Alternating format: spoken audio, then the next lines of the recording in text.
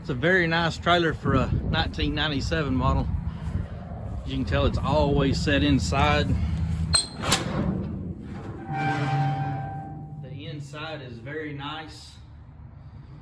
It's always been kept clean. There's no rust in the sidewalls. Has a cut gate. Has a gate over the neck.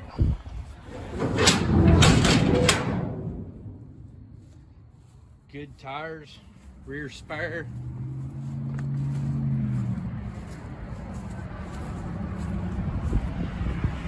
Has a sliding rear door and a gate rear door. This is a Delta trailer.